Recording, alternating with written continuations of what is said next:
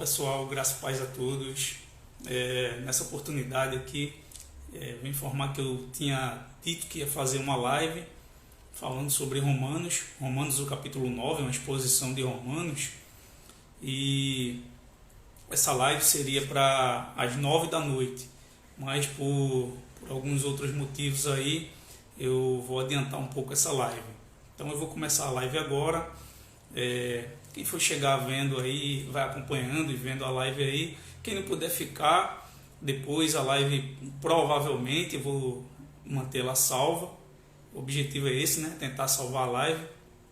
Apesar que eu estou com um problema aí no celular, todas as lives que eu estou fazendo eu estou perdendo elas, eu não estou conseguindo salvar. Mas aí eu vou tentar salvar essa live. E o objetivo da live é essa, é a exposição de Romanos. No final de tudo eu tenho um canal no YouTube que estou ainda movimentando ele aos poucos. Então o objetivo ele é postar essa live no canal no YouTube. E essa live através do YouTube eu acho mais fácil assistir. Nem todo mundo tem paciência para ver pelo Instagram, a internet trava, para. Então quando eu posto lá no canal no YouTube, eu compartilho para o pessoal e acho bem melhor para assistir. Dá para colocar na TV e assim por diante. Então eu vou fazer uma exposição de Romanos. Romanos, o capítulo 9, é um texto bem polêmico. Romanos 9 é um texto bem polêmico.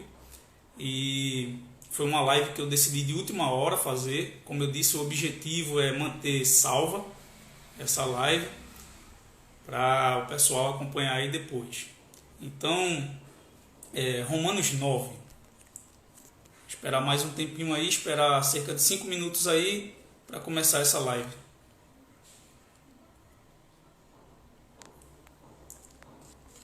São uns 5 minutos aí para a gente dar início à live, falar um pouco aí da palavra de Deus aí para quem tiver interesse de aprender um pouco sobre esse texto tão difícil de Romanos aí, que tem tanta polêmica aí no nosso dia a dia.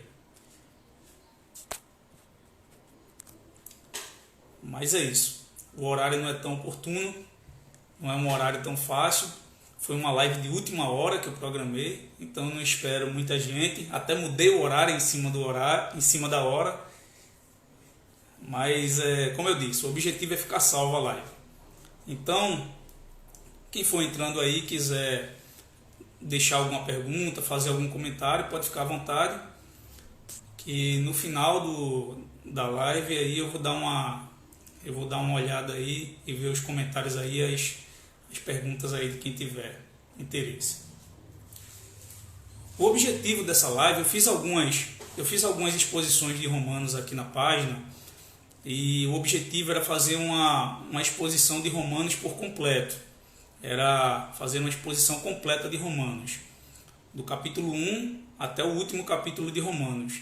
Mas quando eu fui vendo a dificuldade de Romanos, o tempo que isso iria tomar para trazer essa exposição, com as outras atividades que eu tenho seminário, tenho meus estudos teológicos fora do seminário, tem igreja, tem família, trabalho, tanta coisa. Então eu decidi não fazer essa exposição completa de Romanos por agora.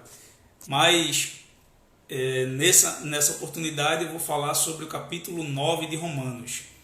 Então fazer essa exposição aí breve do capítulo 9 de Romanos. O tema de Romanos, como eu falei na primeira live que fiz, na primeira exposição, o tema de Romanos ele está escrito no capítulo 1 e o versículo 16 e 17 de Romanos. Para a gente entender a carta aos Romanos como um todo, tudo que está escrito em Romanos, a gente precisa desses 2 versículos e de algumas coisas mais. Então, o tema central de Romanos é Romanos 1, 16 e 17. Paulo diz: "Pois não me envergonho do Evangelho, porque é o poder de Deus para a salvação de todo aquele que crê, primeiro do judeu, também do grego, visto que a justiça de Deus se revela no Evangelho. De fé em fé, como está escrito, o justo viverá pela fé." O tema da carta de Romanos é esse: o justo viverá pela fé. Esse é o tema que vai girar em torno de toda a carta aos Romanos. A justiça de Deus, a justiça dos judeus, a justiça dos gentios. Então são 3 justiças que a gente vai encontrar nessa carta, que vai ser interessante, vai ser importante a gente ver isso agora para a gente entender o contexto em que está inserido o capítulo 9 de Romanos. Então, o que é que acontece? No capítulo 1 de Romanos, no capítulo 1, versículo 18 e 19, capítulo 1 e o versículo 18, Paulo vai falar uma coisa interessante. Ele vai falar sobre a justiça dos homens. Ele vai fazer um pronunciamento da ira de Deus contra a injustiça dos homens. O que os homens acham que é justiça, na verdade é injustiça. Ele está falando sobre os gentios aqui. Capítulo 1, versículo 18, Paulo diz: a ira de Deus se revela do céu contra toda impiedade e perversão dos homens, que detêm a verdade pela injustiça. Esse termo injustiça, ele não está aqui, não foi colocado por Paulo aqui por um acaso. Paulo está definindo aqui um tipo de justiça que os homens, nesse caso, os gentios, usaram para se aproximar de Deus.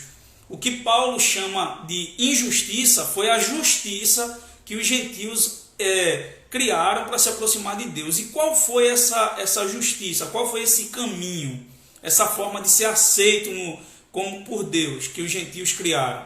A forma que eles escolheram para ser aceito por Deus está baseada lá no versículo 19 por diante do primeiro capítulo de Romanos.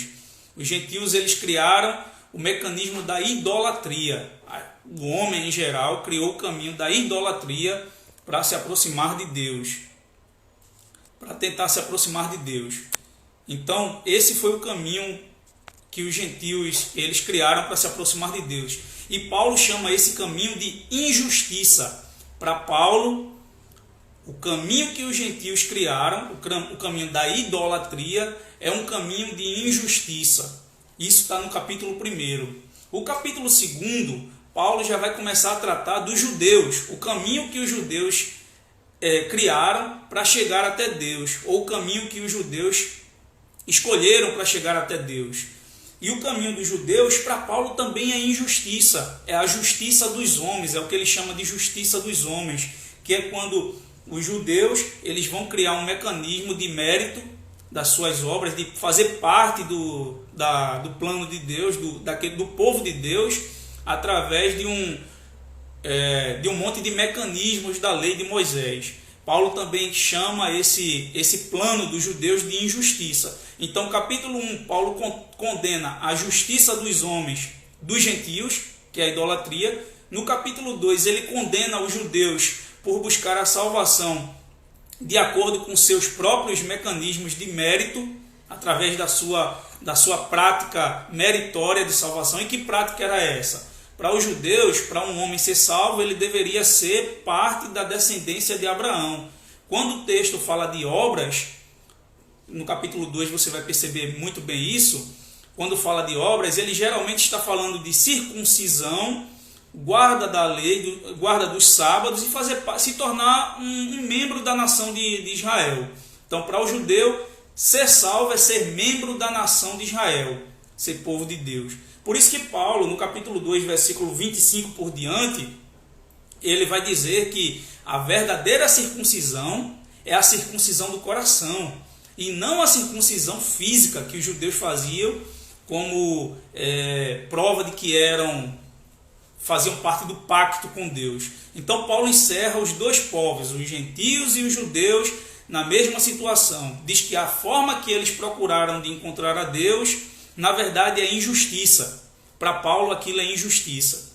Não é a justiça de Deus. A justiça de Deus é outra. E no capítulo 3, Paulo vai trazer a doutrina da depravação total. Vai falar que nem judeus e nem gentios são justos diante de Deus, que eles falharam. Naquele versículo bem conhecido nosso, 3 e 23 de Romanos diz: porque todos pecaram e destituídos estão da glória de Deus. No original é: todos erraram o alvo e estão longe da glória de Deus. Então, tanto judeus como gentios erraram o alvo de Deus. Os gentios tentaram encontrar a Deus através da idolatria. Os judeus tentaram encontrar a Deus através da prática da lei de Moisés, mas os dois erraram o alvo. Nem judeus nem gentios conseguiram conseguiram essa aproximação com Deus, se tornar povo de Deus. Então, no capítulo 3, Paulo encerra todo mundo na desobediência. Tanto judeus como gentios pecaram, estão longe, estão afastados de Deus e precisam da salvação. O que isso tem a ver com a nossa exposição de Romanos 9? É porque em Romanos 9, Paulo vai trazer principalmente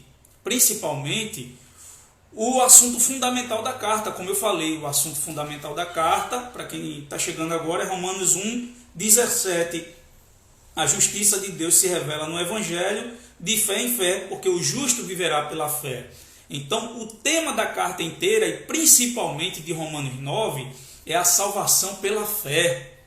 Romanos 9 não está falando sobre o tema principal de Romanos 9, embora haja uma ação soberana de Deus em Romanos 9, mas o tema principal de Romanos 9 é a justificação pela fé. Paulo vai abordar isso no capítulo 4 de Romanos, mas também vai abordar isso depois no capítulo 9. Então, capítulo 4 de Romanos, Paulo fala de Abraão sendo aceito por Deus através da fé. Deus aceitou Abraão por causa da sua fé. Então, Paulo estabelece o caminho da justiça de Deus. A justiça de Deus, ela é pela fé. Para o homem ser aceito por Deus, ele precisa de fé. Então, esse é o caminho. Não é através da lei de Moisés, feito os judeus queriam, e nem é através da idolatria, feito os gentios fizeram. Mas é unicamente pela fé. Então, estabelecido isso, Paulo vai chegar no capítulo 5 de Romanos e vai falar sobre 5:12 por diante. Ele vai falar da solidariedade da humanidade em Adão e a solidariedade da humanidade em Cristo. Aqueles que estão identificados em Adão, eles morrem, eles perecem, eles sofrem a condenação. Aqueles que estão solidários em Cristo, se identificam com Cristo, eles são salvos, eles vivem e eles são povo de Deus. No capítulo 6 ele vai tratar da questão do pecado e mais uma vez ele vai falar sobre dois povos. Observe que toda a carta de Romanos ela gira em torno de dois povos, gentios e judeus, os que estão em Adão e os que estão em Cristo, Romanos 5. Romanos 7 e 8, essa mesma realidade. Paulo vai falar no capítulo 7 daqueles que estão vivendo uma vida de pecado ainda, que ainda se identificam em Adão ou em Israel. Provavelmente o texto aqui de Romanos 7, quando Paulo fala ele se coloca ali no meio. Eu sou vendido ao pecado, escravo, quando eu quero fazer o bem, o mal é que eu faço. Ali nessa narrativa de Romanos 7, ele está provavelmente se identificando com a nação de Israel tentando obedecer à lei. Então, é um grupo, ele está falando sobre um grupo. Em Romanos 8, ele vai falar de outro grupo, daquele grupo que pela fé e através do auxílio do Espírito conseguem cumprir a lei que Paulo diz que não conseguia, que era escravo do pecado. Em Romanos 8, Paulo vai falar de um grupo que consegue sim obedecer à lei, que não é mais escravo do pecado. Romanos 8:4 diz assim: a fim de que o preceito da lei se cumprisse em nós, que não andamos segundo a carne, mas segundo o Espírito. Ou seja, nós cumprimos a lei, nós conseguimos cumprir a lei. E não por causa da carne, mas por causa do Espírito.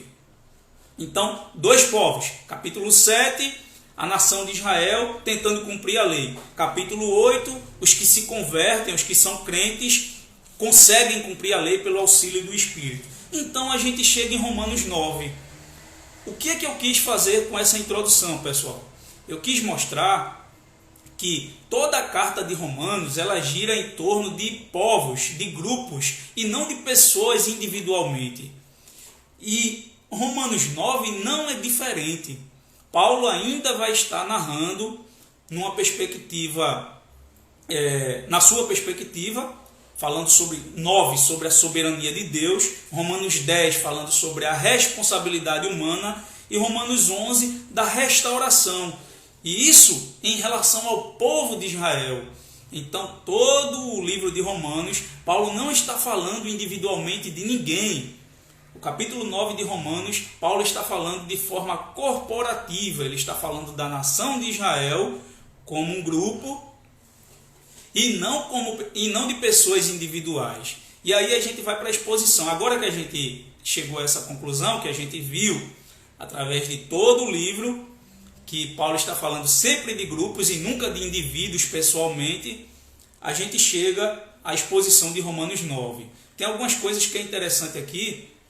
Romanos 9, os irmãos sabem aí que traz muita polêmica por causa da perspectiva calvinista, principalmente, que enfatiza uma forte soberania de Deus. Mas aqui eu pretendo trazer uma perspectiva armínio-wesleyana a respeito desse texto de Romanos 9. O que é que acontece? Romanos 9, do versículo 1 ao versículo 5, Paulo começa uma narrativa. Ele começa a falar que ele não mente em Cristo, que o Espírito Santo testifica com a consciência dele que ele está falando a verdade, que ele tem grande tristeza e dor no coração porque a nação de Israel está se perdendo, porque os seus irmãos israelitas não se converteram ao Evangelho, mas a maioria não se converteu a Jesus Cristo. E ele tem uma dor no coração. E ele explica o motivo. Olha, eu tenho uma dor no coração porque eles são israelitas. A adoção foi dada para eles. As alianças, a lei foi dada a eles, o culto, as promessas, os patriarcas, Abraão, Isaque e Jacó, faz parte do povo. Deles veio Cristo segundo a carne. Mas mesmo assim, e esse é o motivo da minha dor, é o que Paulo está querendo dizer no Romanos capítulo 9, versículo 1 a 5. O que ele quer dizer na verdade, o que ele está fazendo na verdade é preparar o coração do povo, das pessoas que são seus leitores, aqueles que vão ler essa carta, lembrando a vocês que a carta aos Romanos foi escrita para uma comunidade que estava dividida entre judeus e gentios, e que havia uma tensão entre os dois grupos. Havia uma tensão entre gentios e uma tensão entre judeus ali a respeito da salvação. Então Paulo escreve essa carta nesse objetivo. E quando ele fala do capítulo 9, versículo 1 a 5, ele está preparando o coração dos irmãos judeus para o que ele vai vir narrando, o que ele vai narrar. Que para um judeu era muito pesado aquilo que Paulo iria dizer. Então ele vai narrando, é como se ele estivesse dizendo assim: olha, irmãos, eu quero dizer a vocês que eu gosto dos judeus, eu queria que eles fossem salvos, eu estava disposto a dar a minha vida para que eles fossem salvos. Esse era o desejo do meu coração, eu tenho amor pela minha nação. Então, não se escandalizem com o que eu vou dizer. Não pensem que eu odeio a nação de Israel ou que eu sou um inimigo da nação de Israel. Eu gosto muito deles, eu queria que eles fossem salvos.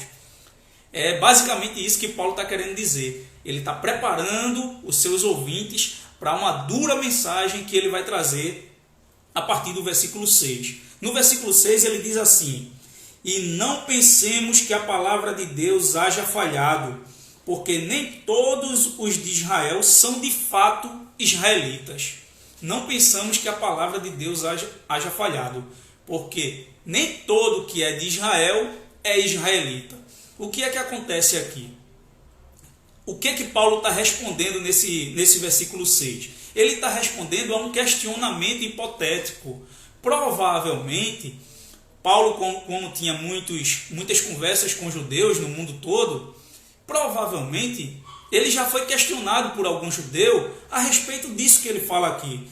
Ô Paulo, se a nação de Israel, eles não estão se convertendo, eles estão se perdendo em grande escala, se está acontecendo isso com a nação de Israel, então a palavra de Deus falhou.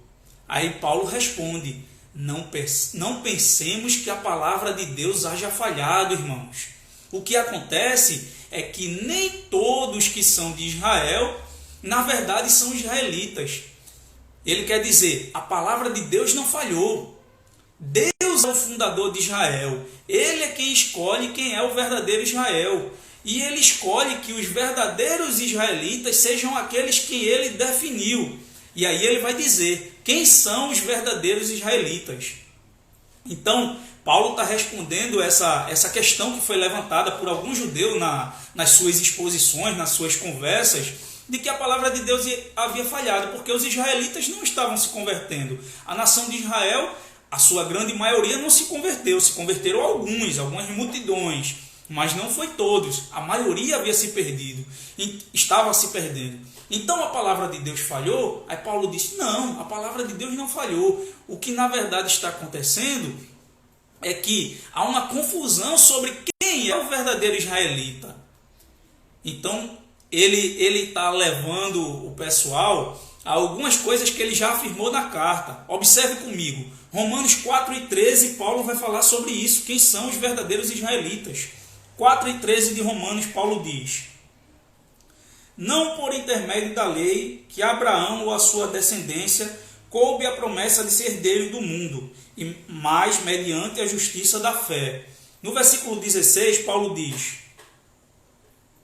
essa é a razão porque provém da fé, para que seja segundo a graça, a fim de que seja firme a promessa para toda a descendência, e não somente aos que estão ao regime da lei, mas também aos que são da fé que teve Abraão, porque Abraão é pai de todos nós. Então veja o que Paulo está dizendo. Abraão é pai de todos nós. Os verdadeiros israelitas são aqueles que são filhos de Abraão. E vocês são filhos de Abraão. Ele está dizendo que tanto judeus como gentios são filhos de Abraão. A carta de Romanos, ela é paralela à carta de Gálatas. Em Gálatas, Paulo estava tratando da mesma questão. Provavelmente, Romanos é uma carta que Paulo teve mais tempo ou mais reflexões para expor o seu pensamento. Mas em Gálatas ele trata da mesma temática. Gálatas capítulo 3 e o versículo 16, 19 e 29. Eu vou ler aqui para ficar bem claro quem são os verdadeiros israelitas que Paulo tem em mente aqui. Gálatas 3 e 16 diz assim: ora, as promessas foram feitas a Abraão e ao seu descendente. A Escritura não diz aos seus descendentes, mas diz ao seu descendente. Deixa eu só acompanhar aqui. Sim, pronto.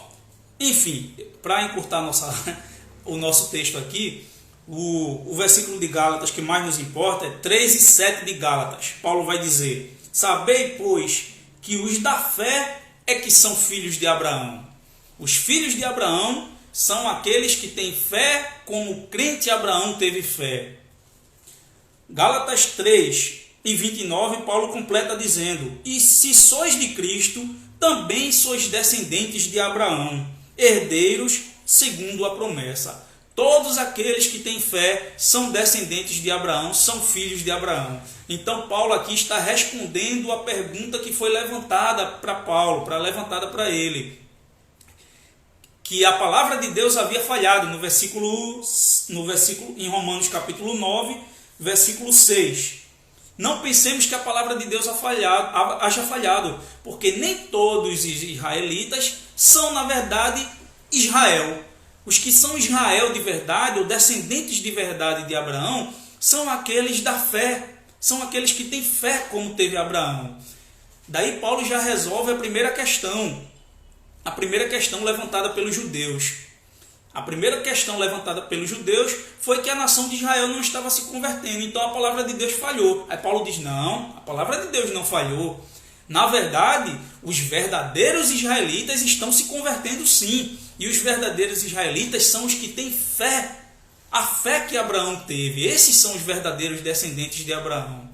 Entre esses que têm fé, como Abraão teve, está os judeus e vocês também, que são gentios, que têm a mesma fé que Abraão teve. Então vocês também são filhos de Abraão.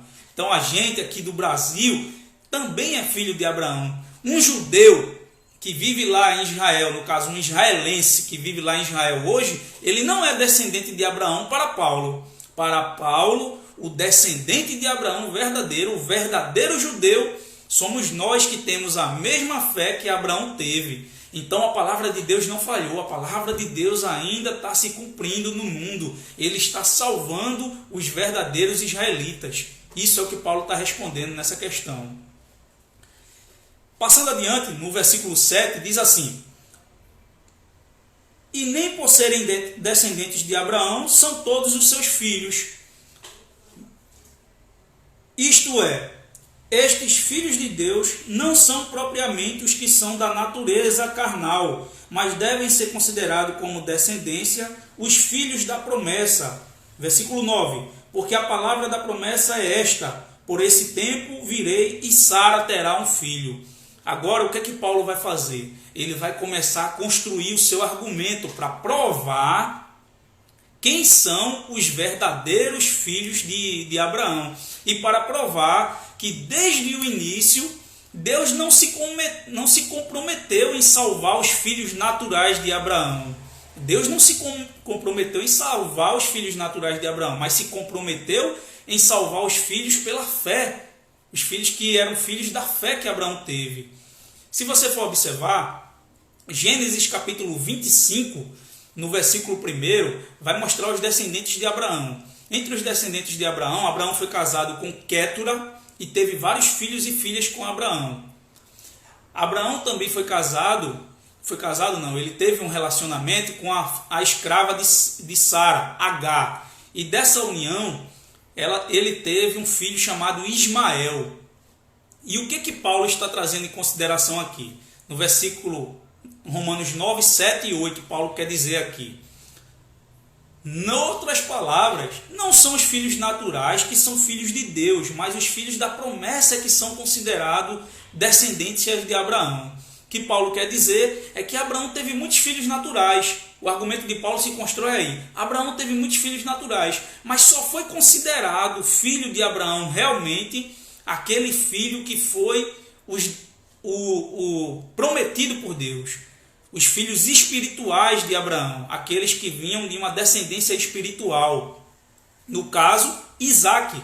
Aí ele diz, porque a promessa foi feita para Sara, dizendo: em Isaque será chamada a tua descendência. Dessa forma, Paulo demonstra que um descendente de Abraão não foi escolhido. Portanto, nem todos os descendentes de Abraão são os escolhidos. Esse é o argumento de Paulo. É sobre isso que Paulo está falando. Ora, se só ser descendente físico de Abraão for alguma coisa importante, então eu quero provar para vocês que houve descendentes físicos de Abraão no passado que não foram escolhidos, que foram rejeitados por Deus, que não estavam entre os escolhidos.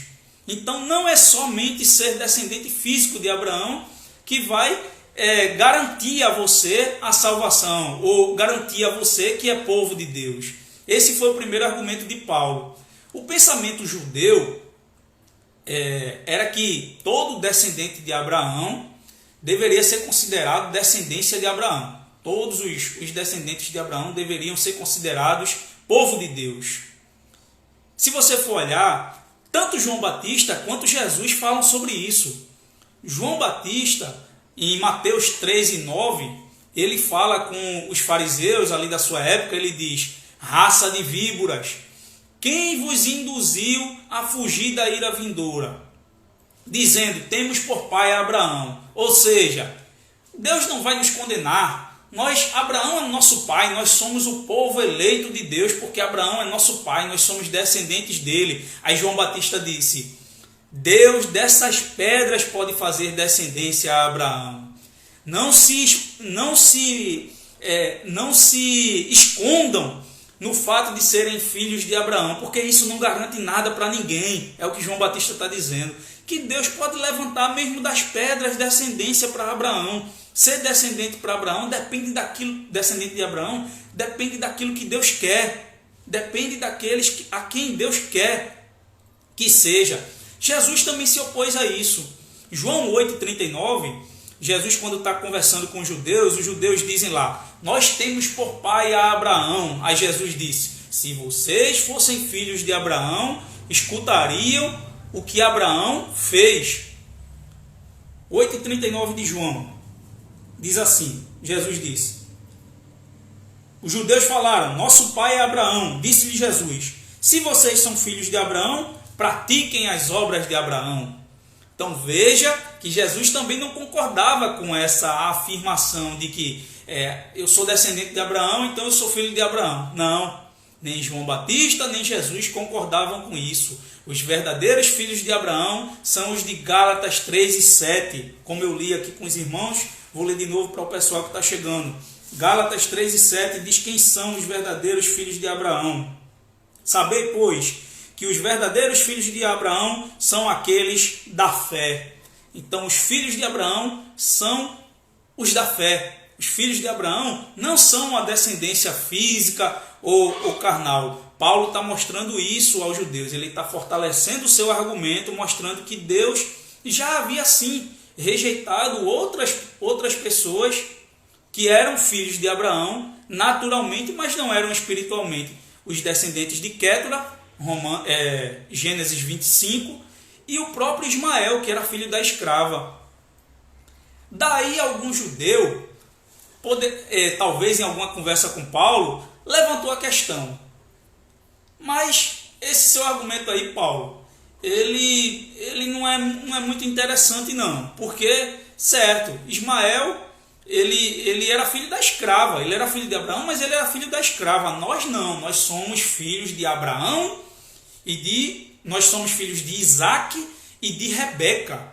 Nós somos totalmente descendentes de Abraão, tanto descendente de Abraão como da princesa Sara. Algum judeu poderia ter argumentado isso. Aí Paulo traz o seu segundo argumento. Qual é o segundo argumento de Paulo? Romanos capítulo 9, versículo 10. 9 e 10 de Romano. E não ela somente, mas também Rebeca, ao conceber de um só, Isaac, nosso pai. O que é que Paulo está dizendo? Esse não foi o único caso, não. Se você acha que o argumento que eu disse não é válido para você, porque vocês não são descendentes de, como Ismael era, descendente de Abraão apenas, mas não era de Sara, eu quero dizer a vocês que esse não foi o único caso em que Deus ele não escolheu todos os descendentes físicos de Abraão. Eu vou lhe mostrar. Aí ele usa o exemplo de Isaac e Rebeca como segundo caso. Tanto Rebeca, aí ele vai dizer, versículo 10, e não é ela somente, mas também Rebeca, ao conceber de um só, Isaac, nosso pai. O que ele está dizendo? Ele está dizendo que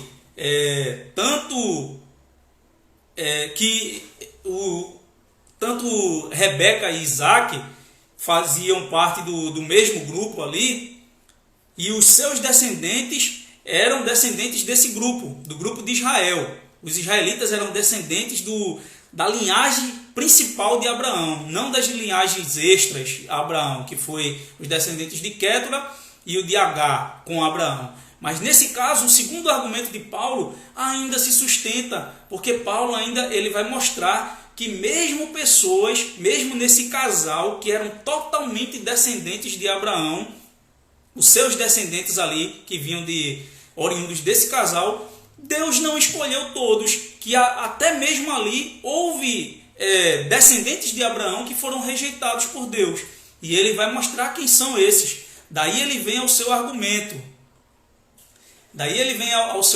Quando ele cita os filhos de Rebeca e Isaac.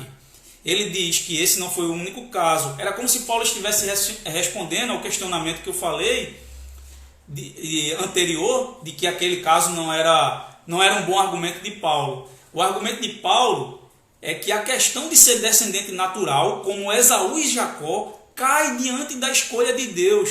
O que vale não é o fator humano e natural. O que vale, na verdade, é o propósito de Deus quanto à eleição ficar firme. E qual era o propósito de Deus quanto à eleição? Escolher a quem Ele quer. Escolher os descendentes espirituais, aqueles que creem. Esses são os escolhidos entre Israel.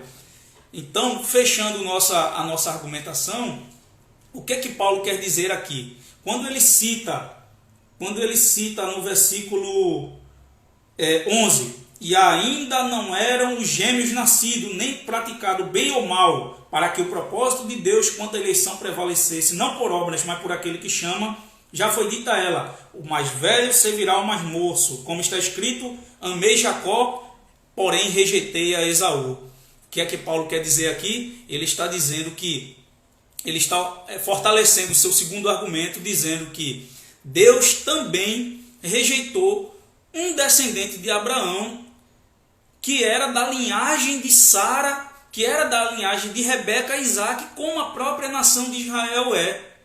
Que mesmo ali, Deus já estava rejeitando pessoas, mostrando ali que ser descendente de Abraão não garantia nada a ninguém.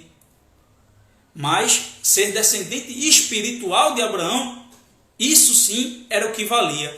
Então, quando Paulo cita os gêmeos, Esaú e Jacó, ele cita nessa intenção. Não está falando de uma escolha soberana para a salvação. O que Paulo está falando é que Deus, ele tem um caminho de escolha e que o plano de Deus para a escolha não está submisso à ótica humana, a fatos humanos, no caso, ser descendente de Abraão, mas assim questões espirituais, que era a fé que Abraão teve.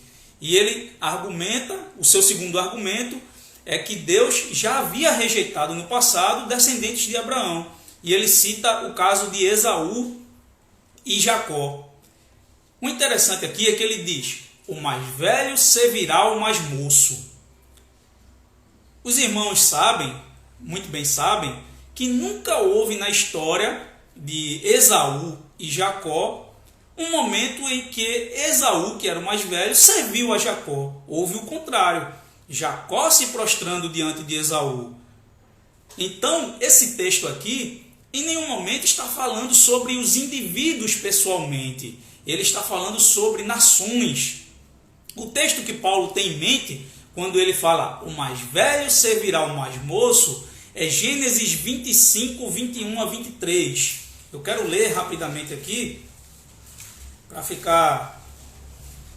para que os irmãos comprovem o que realmente Paulo tinha em mente. Quando ele diz o mais velho servirá ao mais moço, ele está com Gênesis 25 e 21 na mente. Gênesis 25 e 21 diz assim, Isaac orou ao Senhor por sua mulher, porque ela era estéril, e o Senhor ouviu as orações de Rebeca, sua mulher, e sua mulher concebeu. Os filhos lutavam no ventre dela. Então disse, se é assim, por que eu vivo? E consultou ao Senhor. Respondeu-lhe o Senhor, 2 nações há em teu ventre, 2 povos nascidos de ti se dividirão. Um povo será mais forte que o outro, e o mais velho servirá ao mais moço.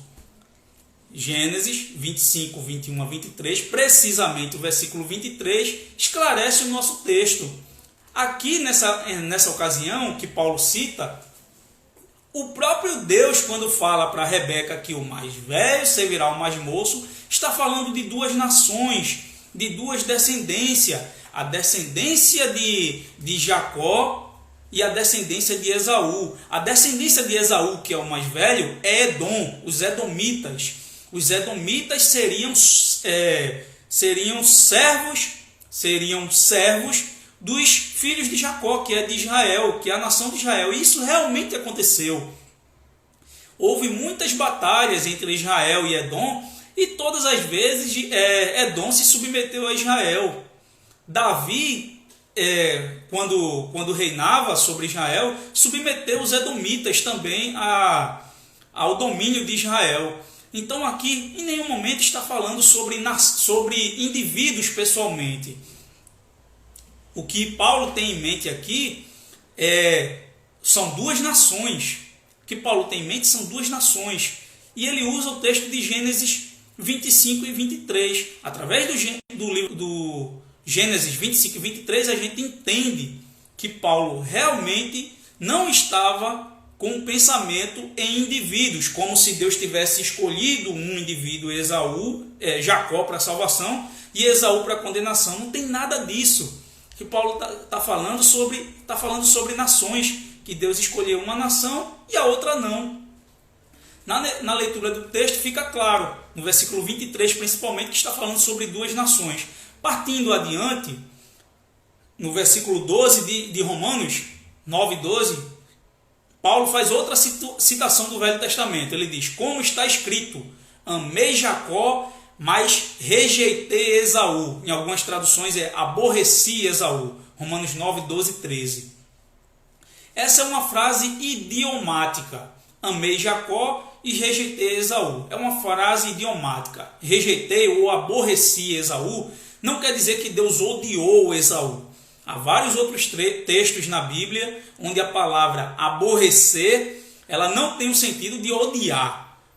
Você vai observar Jesus dizer: aquele que não aborrece pai, mãe, filhos ou filhas, por amor de mim, não é digno de mim. Jesus não estava dizendo que a gente deveria odiar nosso pai, nossa mãe e tal, por causa dele. Não era isso. Então a palavra aborrecer, no sentido que Jesus usou e no sentido que está aqui nesse texto, ela tem um sentido de...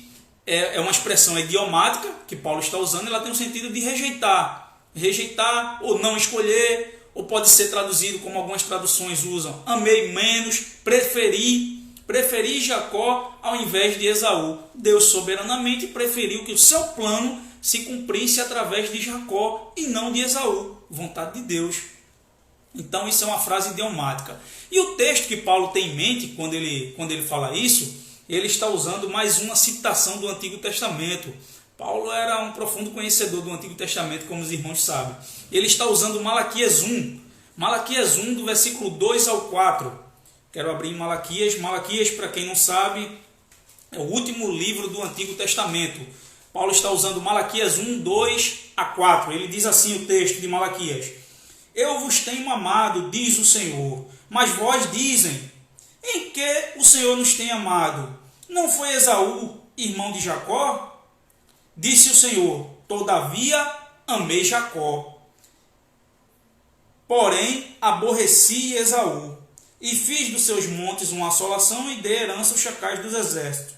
Versículo 4: se Edom diz: fomos destruídos, porém tornaremos a edificar ruínas, então diz o Senhor dos exércitos: eles edificarão, mas eu destruirei. E assim continua o texto.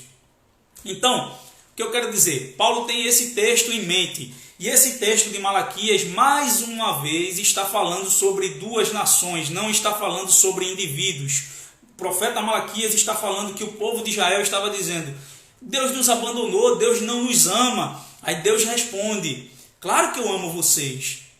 Porventura, não amei Jacó e aborreci Esaú? Ou seja, eu não escolhi Israel no lugar de escolher Esaú, os edomitas, a nação de Edom. A prova disso é que no versículo 4 ele continua o texto de Malaquias 1 e 4, falando sobre a nação de Edom, que são os descendentes de Esaú. Então, em nenhum momento aqui, nessa narrativa de amei Jacó, aborreci Esaú, Deus, nem Paulo, nem os profetas estão falando sobre indivíduos, estão falando sobre nações.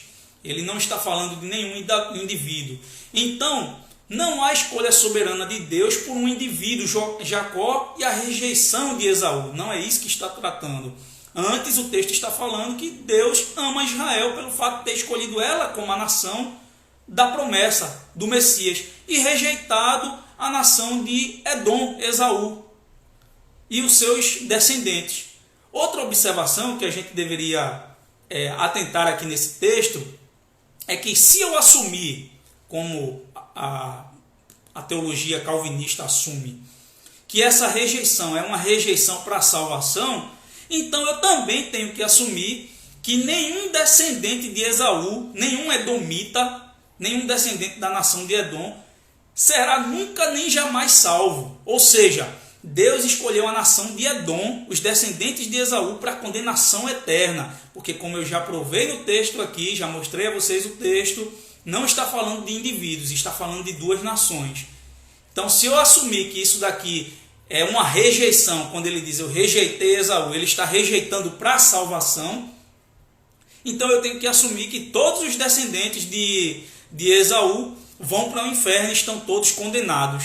E isso entra em contradição com um texto bíblico que é o principal texto das Escrituras e da teologia de Paulo. Gênesis 12:3, que diz: abençoarei os que te abençoarem, amaldiçoarei os que te amaldiçoarem, e em ti serão benditas todas as famílias da terra. O que Deus estava dizendo a Abraão: através do teu descendente, que é o Messias Jesus Cristo, eu abençoarei todas as nações da terra, todos os povos da terra, inclusive os descendentes de Esaú. Então, não há uma descendência de Esaú que foi destinada para condenação, nem nada disso daí, não. Isso daí foi isso é fruto de uma exegese errada do texto. Por fim, nessa narrativa de Esaú e Jacó, eu quero ressaltar as palavras de John Wesley, que ele diz no seu comentário de Romanos, nas suas notas sobre Romanos. Quem não tiver, eu indico muito que adquira as notas de Wesley sobre o Novo Testamento.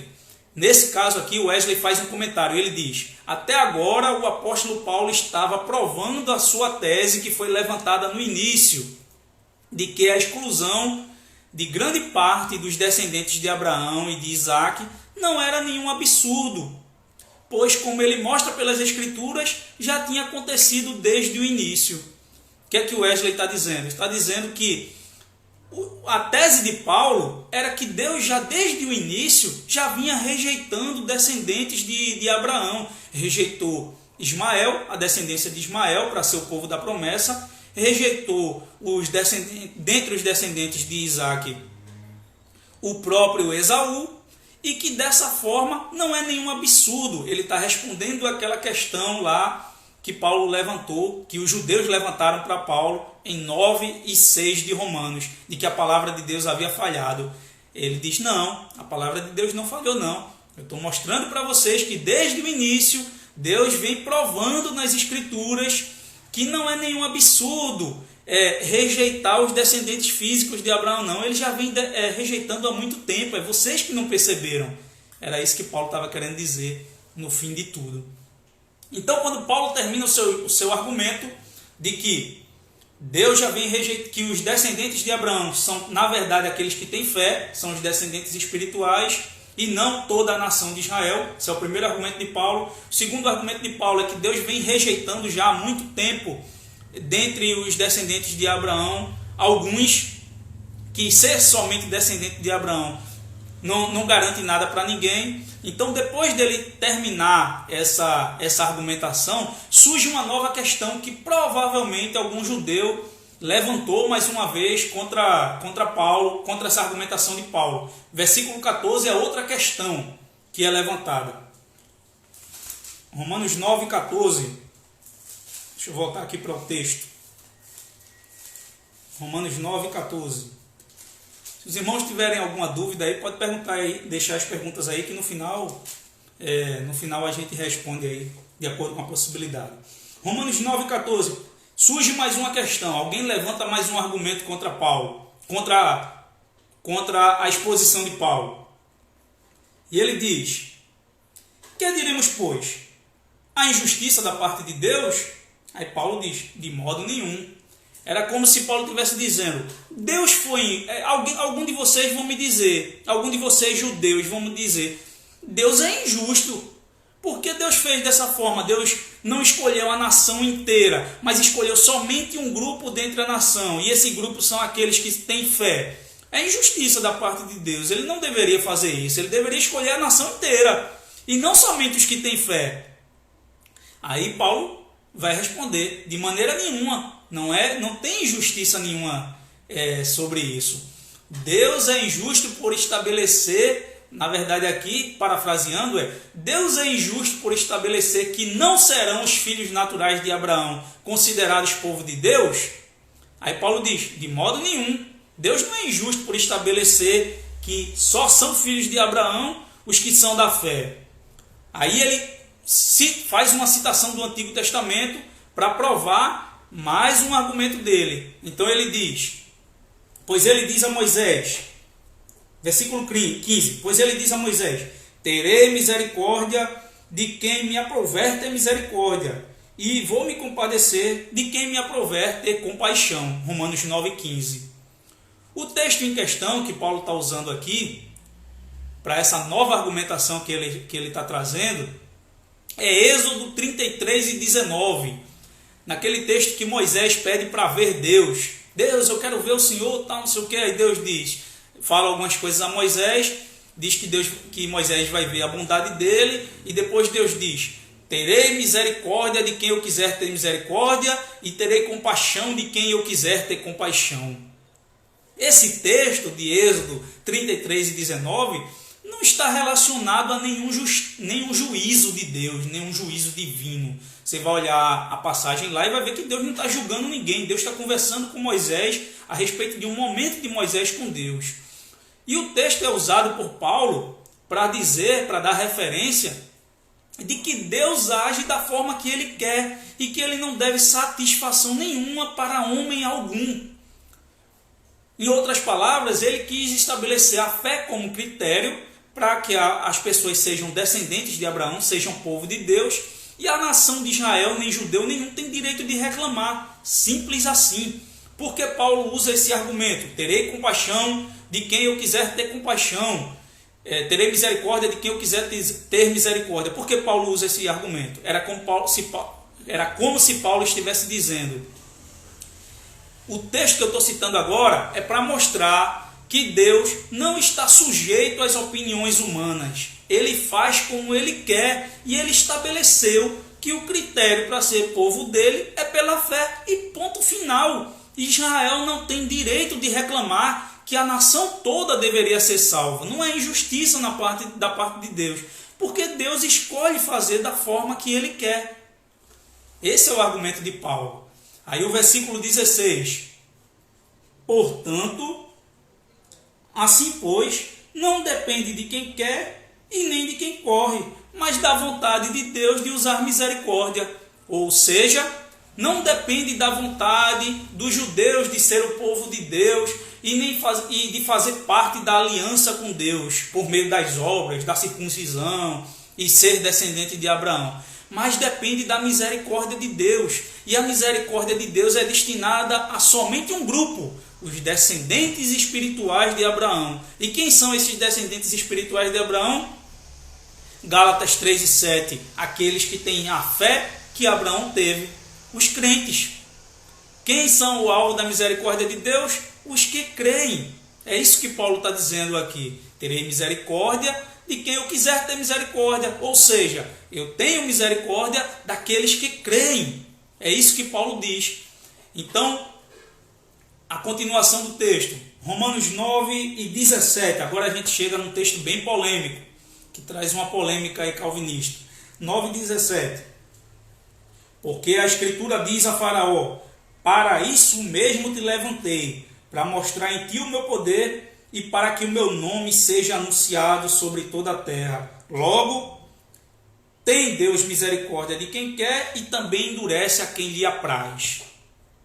Esse é um texto que geralmente é levantado pelos irmãos calvinistas aí para argumentar em cima desse texto a eleição incondicional.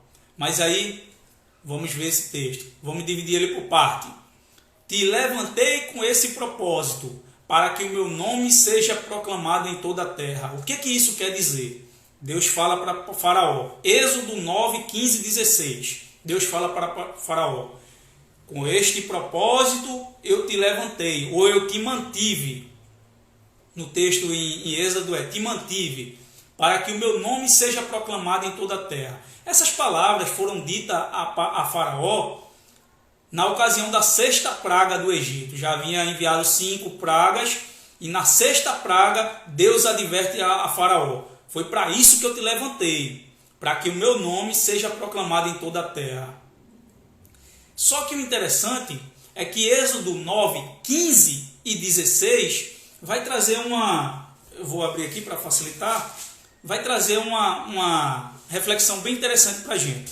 Êxodo 15, Deus diz, Êxodo 9:15: pois já eu poderia ter estendido a mão para ferir a ti e teu povo com pestilência, e terias sido cortado de toda a terra. O que é que Deus está dizendo a Faraó?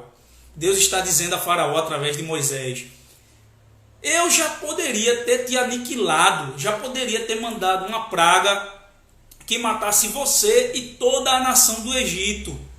Eu já poderia ter feito isso e riscado o teu nome na terra. Aí ele vem, no versículo de Paulo: pois para este propósito te levantei. A gente vai ver o versículo 16, Êxodo 9:16. Mas para isto mesmo te tenho mantido. No texto de Êxodo é mantido. O Paulo usa levantei, mas em Êxodo é mantido, ou seja, para isso eu tenho mantido você ainda no trono, Faraó. Para esse propósito eu ainda te mantenho no trono, Faraó. A fim, no objetivo de mostrar a você o meu poder, para que o meu nome seja anunciado sobre toda a terra. O que esse texto nos quer dizer? Faraó foi levantado ao poder do Egito, como rei do Egito, por vontade de Deus.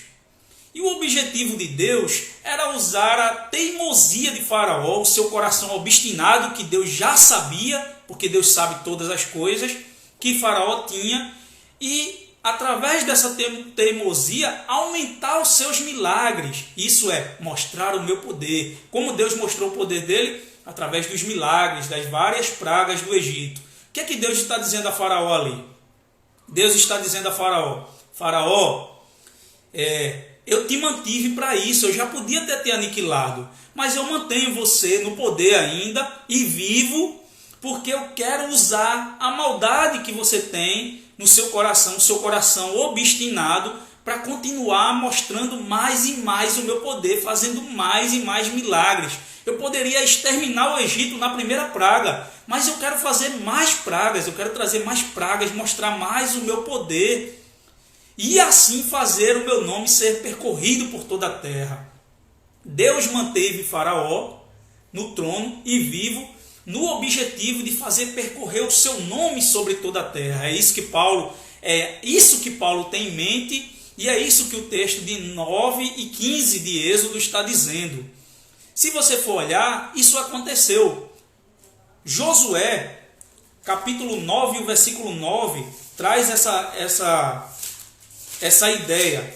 Josué 9:9 diz assim: responderam-lhe: teus servos vieram de uma terra muito distante, por causa do nome do Senhor teu Deus, porque ouvimos a sua fama e tudo quanto fez no Egito. Prestou atenção?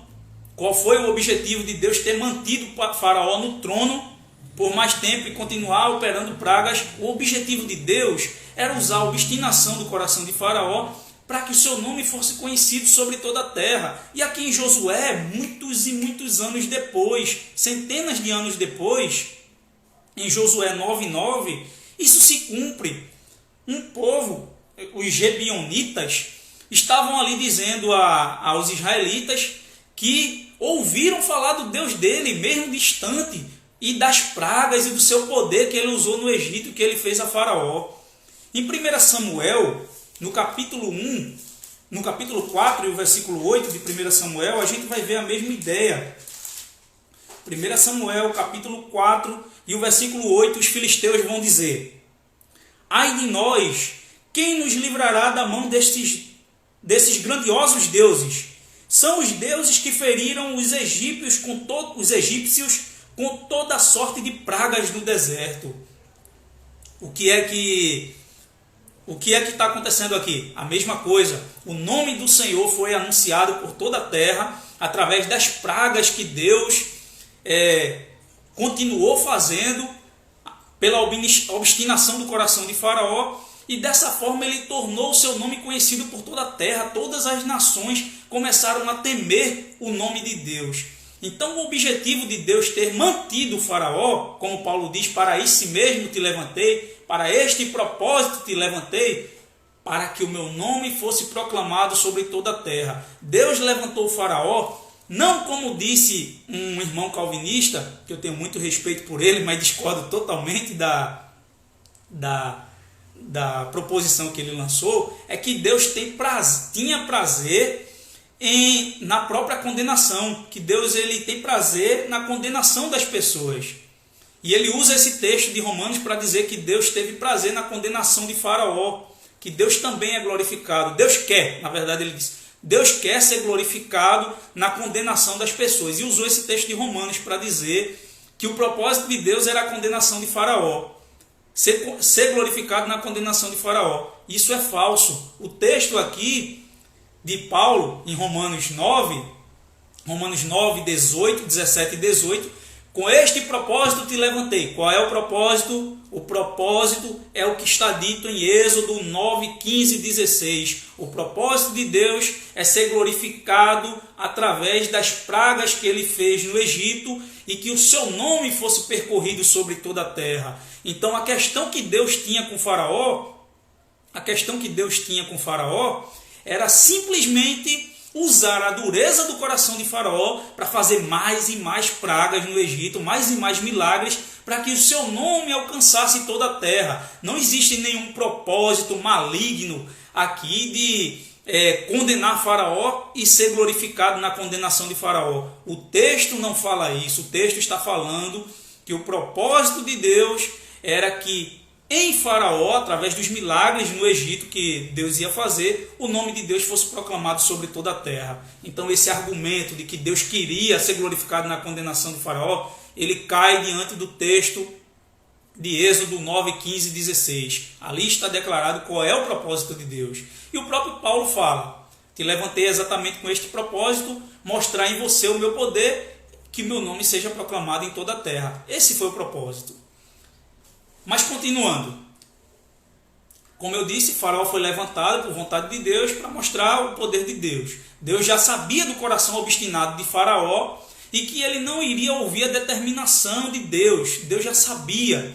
Deus levantou Faraó porque Deus já sabia com quem ele estava lidando, sabia que era um rei, um governante muito soberbo e de coração obstinado que iria resistir aos milagres. Não era que Deus ia impulsionar o coração dele para resistir. Deus já sabia, mesmo antes de impulsionar o seu coração, que ele era uma pessoa obstinada. Deus não endureceu o coração de Faraó naquele momento que as pragas começaram a acontecer. Deus, na verdade, já sabia que o coração de Faraó era duro mesmo antes das pragas acontecerem. E como é que eu sei disso? Êxodo 13, 19. Vamos para Êxodo 13 e 19. Na verdade, Êxodo 3 e 19. Êxodo 3 e 19 diz assim: eu sei, porém, que o rei do Egito não vos deixará ir se não for obrigado por mão forte. Êxodo 3 e 19, Deus diz a Moisés que está mandando Moisés libertar o povo, que Moisés vai fazer muitos milagres lá para libertar o povo, mas que o rei do Egito, o Faraó, não vai ouvir, porque Deus sabe que ele não vai ouvir. Deus já tem esse conhecimento prévio de que o Faraó não ouviria, porque somente com a mão forte, com muito poder, ele iria liberar o povo. Ele tem um coração obstinado, Deus já sabia. E por meio dessa obstinação de Faraó, esse coração obstinado, a ira de Deus viria e a demonstração do seu poder em muitos milagres. O versículo 20, 3, 19 e 20.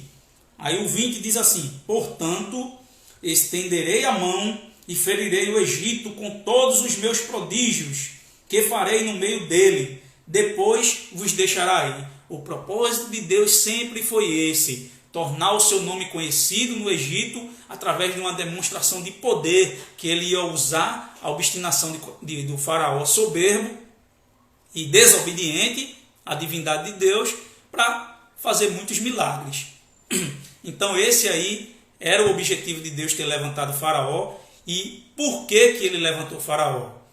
Paulo conclui quando ele diz: tem misericórdia de quem quer e endurece a quem quer. Como eu falei, irmãos, o próprio faraó, eu estou voltando para o texto de Romanos aí, para o pessoal não se complicar, estou voltando para Romanos, continuar respondendo em Romanos, capítulo 19, versículo 18, a parte final, quando Paulo diz: portanto, Deus tem misericórdia de quem quer e endurece a quem quer. Ele tem misericórdia de quem quer. Deus tem misericórdia de quem quer. Quem foi os que eu disse que Deus tem misericórdia? Dos filhos de Abraão. Quem são os filhos de Abraão? Aqueles que creem. Então Deus tem misericórdia para aceitar como seu povo aqueles que creem. Misericórdia a quem quer. E endurece a quem quer. A quem é que Deus endurece? Assim como fez com Faraó. Ele endurece aqueles que não creem. O interessante aqui, vamos abrir um parêntese aqui para falar sobre esse endurecimento de Deus no coração de Faraó. Não é a primeira vez que Paulo traz esse tipo de argumento, de juízo de Deus sobre as pessoas. Um juízo de endurecimento. Na carta de Romanos não é a primeira vez. Romanos 1:24, Paulo vai dizer: Deus entregou tais homens à disposição do seu coração. Romanos 1:26, Paulo vai dizer, voltando para o texto de Romanos aqui para acompanhar aqui com vocês. Romanos 1:24, Paulo diz: por isso Deus entregou tais homens à imundícia. Veja o julgamento de Deus. Deus entrega aquelas pessoas à imundícia. Versículo 26. Por causa disso, Deus os entregou às paixões infames. Outro juízo de Deus. Deus entrega essas pessoas às paixões infames. Versículo 28. E por haverem desprezado o conhecimento de Deus, o próprio Deus os entregou a uma disposição mental reprovável. Mais uma vez, Deus julgando a humanidade, entregando as pessoas. Esse julgamento de Deus, de entregar, quando Paulo está falando que Deus entregou, em Romanos 1, 24, 26 e 28, é a mesma coisa que aconteceu com Faraó. Como é que Deus entrega alguém? Deus para de agir soberanamente com a sua graça no coração do homem. Deus para de manifestar graça ao coração do homem e entrega ele aos seus próprios pecados. No contexto de Romanos 1, Paulo está falando sobre a homossexualidade, a depravação dos homens, que Deus entrega essas pessoas aos seus próprios pecados como um julgamento. Isso é exatamente o que Paulo tem em mente quando ele fala do endurecimento. Endurece a quem lhe apraz. Ele está com a situação de Faraó em mente. Que Deus abandona os homens à rebeldia do seu próprio coração, ao endurecimento do seu próprio coração. Ele tira essa ação graciosa por causa da nossa rebeldia. E foi esse o caso de Faraó. Na nossa análise do Êxodo, nós vamos ler que Deus endureceu o coração de Faraó. Êxodo 4:21 vai dizer que Deus endureceu o coração de Faraó. Êxodo 7:3 vai dizer que Deus endureceu o coração de Faraó. E vários outros textos de Êxodo vai dizer que Deus endureceu o coração de Faraó. Mas em Êxodo 7, 13 e 14, vamos voltar para Êxodo, já estou aqui, Êxodo 7, 13 e 14 diz assim: todavia o coração de Faraó se endureceu e não os ouviu como o Senhor havia dito. Deus havia dito a Moisés que Faraó não ia ouvir, ele ia endurecer, Faraó mesmo ia endurecer o próprio coração. E foi isso que aconteceu. Versículo 14, 7 e 14 de Êxodo. Disse o Senhor a Moisés: o coração de Faraó está obstinado, recusa deixar ir o povo. Versículo 22. Porém os magos do Egito fizeram também o mesmo com as suas ciências ocultas, de maneira que o coração de Faraó se endureceu e não os ouviu como o Senhor havia dito. Observe que, como o Senhor havia dito, o coração de Faraó se endureceu, como o Senhor havia dito. Capítulo 9, capítulo 8, versículo 15, 19, 32. Capítulo 9 de Êxodo, versículo 7, versículo 34 e 35, também vai mostrar que o endurecimento do coração de Faraó partia de si mesmo. Ele mesmo endurecia o seu próprio coração. E o que é que Deus fez? Deus, em julgamento, entregava a Faraó a dureza do seu próprio coração. Então, quando o texto diz que Deus endurece o coração das pessoas, na verdade, fazendo uma harmonização dos textos, nós vamos observar que Deus, ele entrega o coração do homem a seus próprios pecados depois da sua obstinação. Deus já havia feito vários milagres diante de Faraó e ele continuava a se recusar. Então Deus, depois da 7ª praga, ele fala a Faraó aquilo que eu já lhe falei, que eu já falei para vocês, e o coração de Faraó é abandonado por Deus. ele fica endurecido totalmente, porque esse endurecimento partia do próprio Faraó. O endurecimento foi o mesmo de Romanos, como eu falei. Agora, o interessante para a gente é o que Paulo diz: endurece a quem lhe apraz. Qual o objetivo desse endurecimento? O objetivo de Deus ter endurecido o coração de Faraó foi para condenar Faraó? Não, é o contrário disso. O objetivo principal de Deus ter endurecido o coração de Faraó era para fazer mais milagres no coração, no Egito. Essa entrega que Deus deu a Faraó aos seus próprios pecados foi que Deus fizesse mais milagres no Egito e que o seu nome se propagasse sobre toda a terra. Então, o propósito desse endurecimento, ele não é condenatório, mas na verdade ele é salvífico. Deus estava planejando espalhar o seu nome sobre toda a terra para alcançar mais pessoas. Não tem em vista uma condenação. Não era esse o sentido. Então, vou responder aí, pessoal, no finalzinho. Já estou terminando. Em nenhum momento o texto fala de endurecimento para condenação. Deus poderia exterminar Faraó, libertar o seu povo antes das pragas. Como eu já falei, em Êxodos 9:15 fala isso. Mas a intenção foi manter Faraó vivo e usar a dureza do coração de Faraó para multiplicar as suas maravilhas sobre todo o Egito. Isso está em Êxodo 7:3, como eu já li também. Eu, porém, endurecerei o coração de Faraó e multiplicarei na terra do Egito os meus sinais e as minhas maravilhas. Ou seja, eu entregarei Faraó a seus próprios pecados e assim vou usar a sua dureza de coração para multiplicar as minhas maravilhas em toda a terra do Egito. Esse era o propósito de Deus. Mas qual a intenção de Paulo ao citar essa passagem? O que é que Faraó tinha a ver com esse assunto que desde o começo, que eu estou dizendo a vocês, que Paulo está tratando da nação de Israel, da rejeição da nação de Israel? O que Paulo estava querendo dizer é que assim como aconteceu com Faraó no passado, Deus tem entregue Faraó à sua própria rebeldia e obstinação de coração. Assim como aconteceu com Faraó no passado, estava acontecendo com Israel no presente, estava acontecendo com Israel nos dias de Paulo. Deus entregou à nação de Israel a própria dureza do coração deles. Então Paulo usa Faraó como um exemplo para Israel. Assim como Faraó resistiu aos milagres de Deus, resistiu àquilo que Deus estava fazendo, e Deus, em juízo, entregou o coração de Faraó a seus próprios pecados e ele se tornou endurecido. Assim Deus também está fazendo com a nação de Israel hoje. Era esse o ponto que Paulo estava querendo chegar quando citou o exemplo de Faraó nessa questão que fala só sobre a nação de Israel. E aonde a gente vai ver isso? Há um texto em Marcos capítulo 4 e o versículo 11, onde vai falar justamente sobre esse endurecimento. Marcos 4 e 11 diz assim: E Jesus respondeu: A vós outros é dado conhecer o mistério do reino de Deus. Aos de fora tudo se ensina por parábolas. Versículo 12. Para que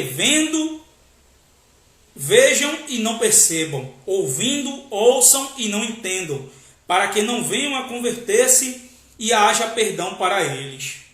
Esse texto de Marcos fala sobre a nação de Israel, que ela era endurecida, o coração deles estava endurecido, e que o que Jesus estava pregando ali em Israel, para os israelitas, que estava pregando para os judeus, eles não iam ouvir para ser salvos, porque eles estavam endurecidos.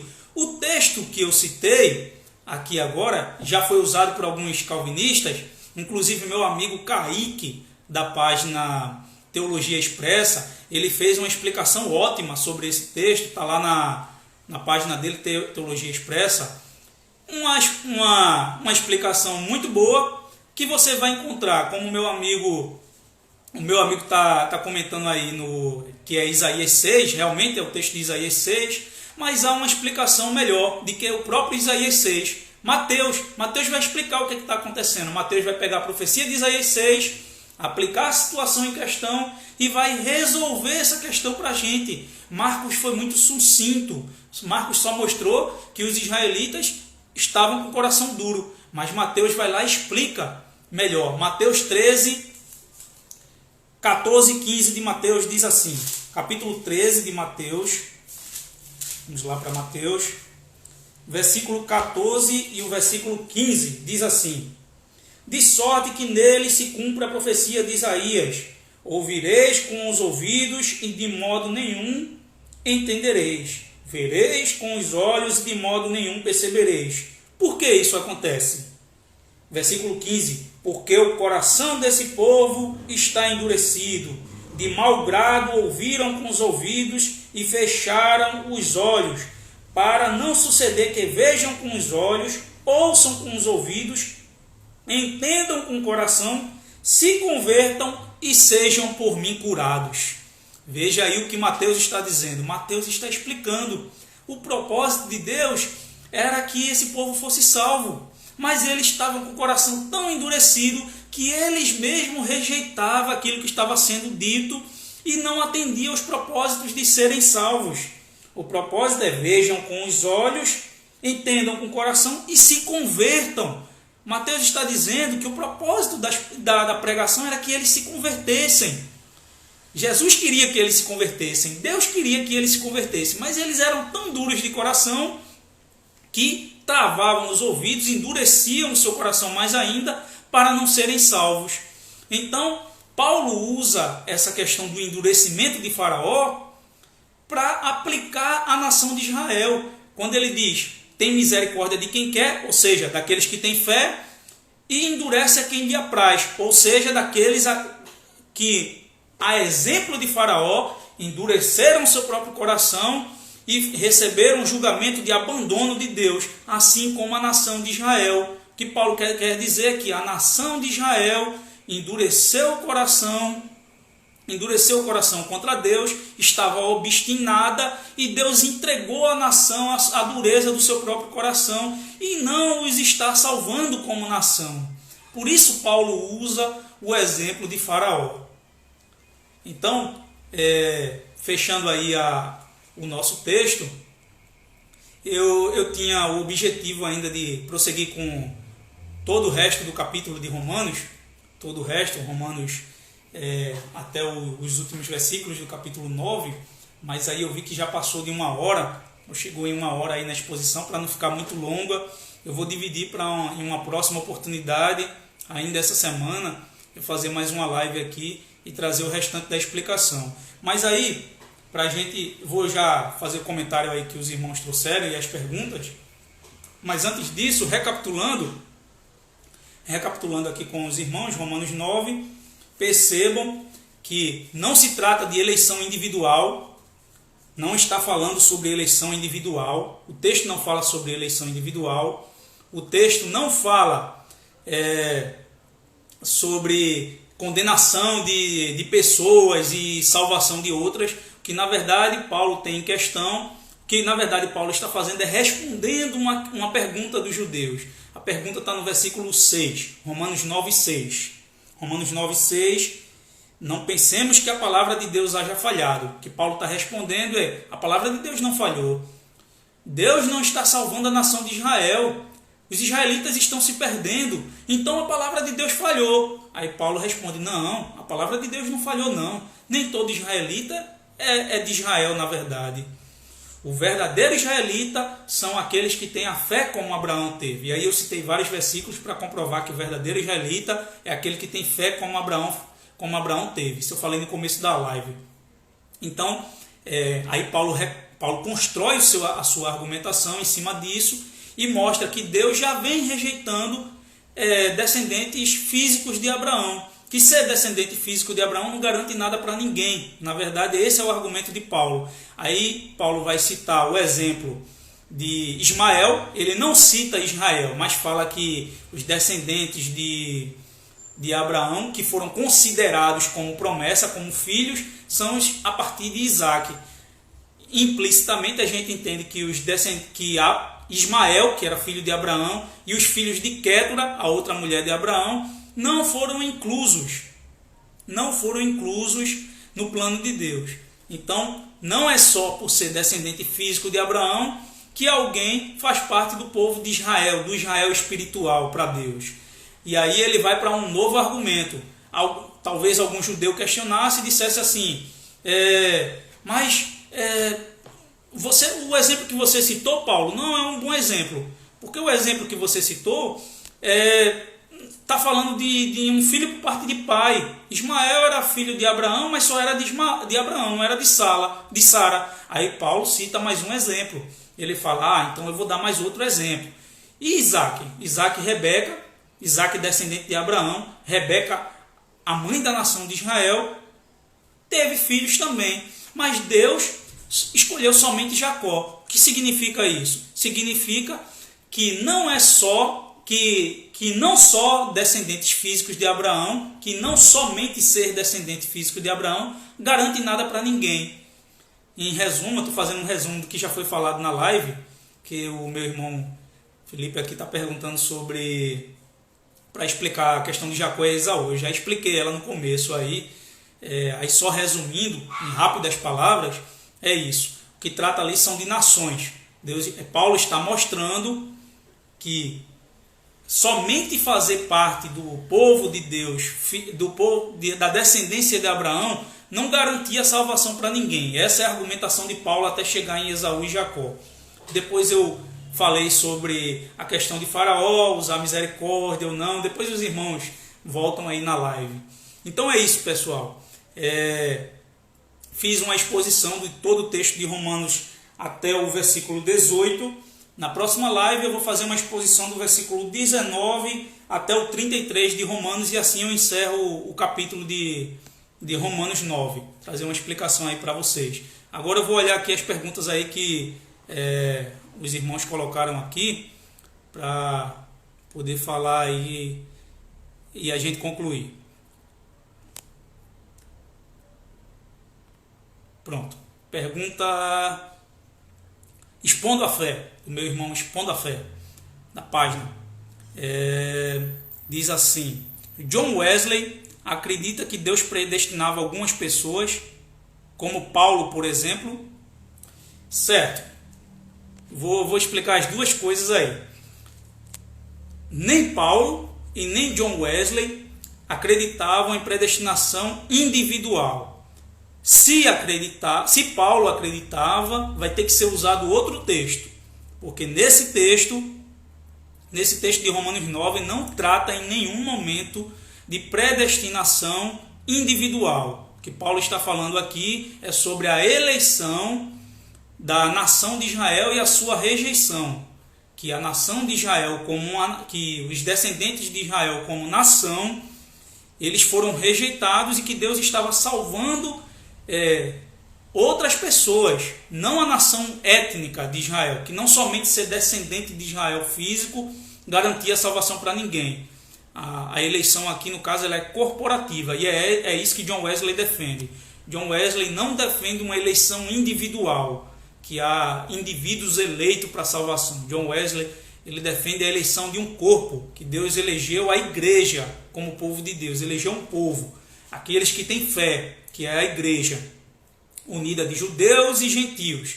A igreja é eleita para o céu. Quem estiver na igreja vai para o céu. Quem não estiver na igreja não vai para o céu. Simples assim. Essa é a posição de John Wesley, e é exatamente a posição que eu defendi aqui em Romanos 9.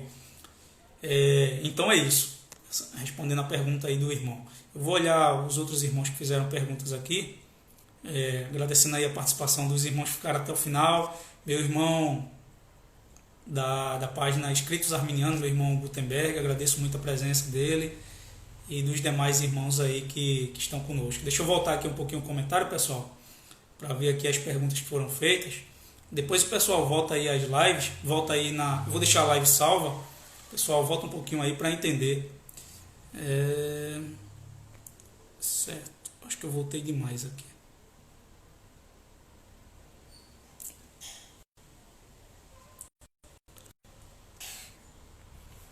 Eu voltei um pouquinho demais aqui, pessoal. Tenha só um pouquinho de paciência aí, para ver a pergunta de um irmão aqui que tinha uma pergunta.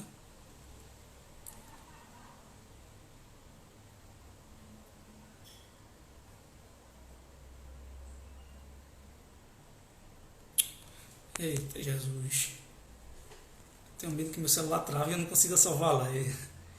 Certo. Êxodo 10. Êxodo 10. Para que eu demonstre meus sinais entre eles. Certo? Ele cita Isaías 6. Acho que a pergunta que tinha, eu acho que eu perdi. Dos irmãos aí.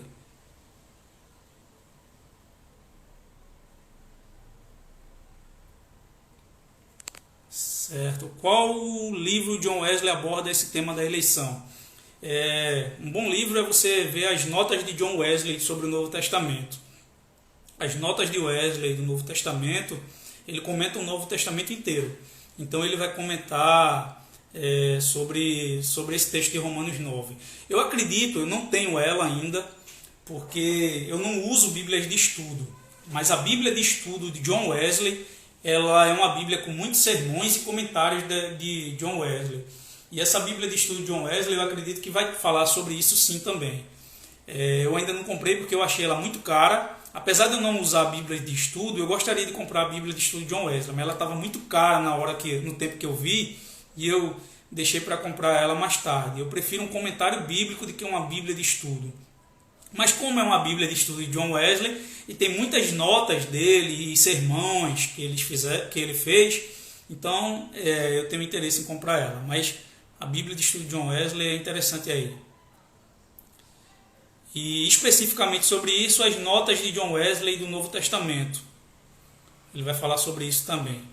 Irmão, vou comprar o livro Teologia de Wesley. Você me ajudaria a compreender? Com certeza, irmão. Se eu puder ajudar, vai ser um prazer para mim tirar qualquer dúvida aí. Pode puxar aí no privado, perguntar. Se quiser material sobre a teologia de John Wesley. Na verdade, assim, material que eu falo é páginas, alguma teologia sistemática. Aí para vocês que gostam de estudar, eu tenho uma teologia sistemática wesleyana, não é de John Wesley, ela é wesleyana, por um teólogo wesleyano, Orton Wiley. Eu tenho ela em PDF e eu poderia passar aí para quem quiser, é só chamar no privado. Não é crime de pirataria. Por que não é crime de pirataria? Porque essa teologia sistemática é uma introdução à teologia sistemática. Ela é livremente disponibilizada no Brasil. Tem algumas igrejas metodistas. Ela é livre aí para quem quiser adquirir. Tem sendo vendido. A nova versão ela é vendida, mas essa versão é mais antiga que eu tenho dessa teologia sistemática e ela é gratuita. Expondo a fé. Já leu o Sermão do Monte de John Wesley? Esse sermão eu estou estudando sobre ele. Eu estou com um podcast para ouvir alguns wesleyanos comentando esse sermão e pretendo ler ele e estudar esse sermão com esse podcast aí que alguns irmãos estão fazendo. Meu interesse pela teologia wesleyana foi por um acaso.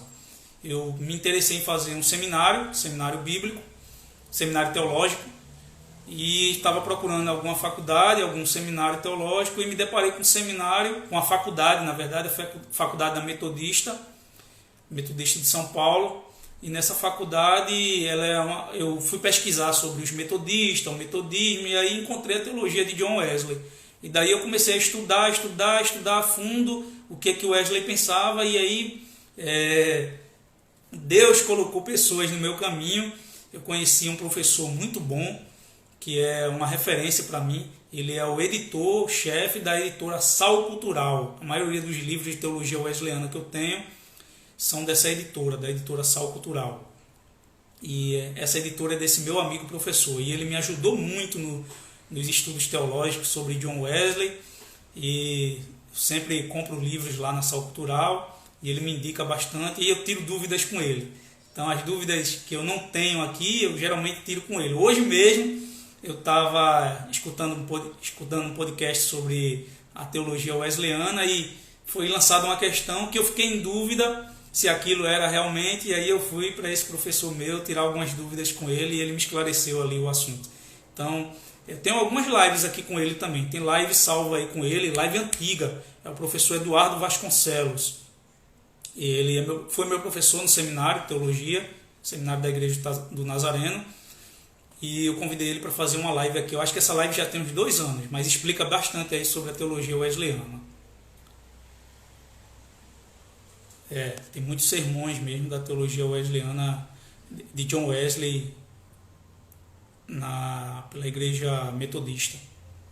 Igreja Metodista Vila Isabel. Deixa eu ver alguma pergunta aqui. Tem um irmão que colocou. Eric Frantor. Livre-arbítrio liberto. É exatamente isso que a gente crê. Todo arminiano vai crer que o homem ele tem livre-arbítrio liberto. Ninguém tem livre-arbítrio. O livre-arbítrio foi perdido com Adão. Então, depois que o livre-arbítrio foi perdido com Adão, o homem só consegue responder a Deus, só consegue ir a Deus através de uma ação da graça de Deus que vai libertar esse arbítrio dele. Então, é um livre-arbítrio liberto. É o que a gente crê. Mas, enfim, pessoal. Então, terminei aí a exposição de Romanos. Pessoal que quiser aí, eu vou tentar. Espero que eu não perca essa live. O objetivo era salvar ela e publicar no meu canal no YouTube. Eu estou começando um canal lá. Tem pouca coisa. Eu ainda estou movimentando o canal. E lá no YouTube eu vou postar isso. Então, Deus abençoe a todos. Agradeço pela participação do pessoal aí, quem ficou até o final, agradeço muito. Depois, se você puder assistir a live completa, você vai entender bem esse capítulo 9 de Romanos. E na próxima a gente vai comentar o resto aí do capítulo. Próxima live eu vou fazer essa semana, eu acredito que na segunda ou terça-feira vou estar fazendo essa live. Sobre o irmão que perguntou a diferença entre pensamento de Armínio e de John Wesley, existem algumas diferenças mínimas, são pequenas. Não vai influenciar em muita coisa não, mas existe sim algumas diferenças. Eu vou estar fazendo uma live com o meu irmão Gutenberg, presbítero Gutenberg, da página Escritos Arminianos. Ele me convidou para fazer uma live explicando justamente isso, a diferença do arminianismo clássico e o arminianismo wesleyano. Então, na próxima semana eu vou estar fazendo uma live sobre isso, vou explicar detalhadamente aí tudo aquilo que tem de diferente. Então, meus irmãos, Deus abençoe vocês. Agradeço pela participação. Peço a vocês que, quem entrou no final, assista a live do início, ou pelo menos a parte que você perdeu. Depois eu vou publicar no meu canal. Meu canal tem o link lá do canal lá na página. Na biografia da página lá tem o link do canal. Você entra lá, tem muito material, teologia wesleyana, tem pregações, pregações minhas na igreja, pregações de outros irmãos, alguns amigos. Então, bastantes estudos.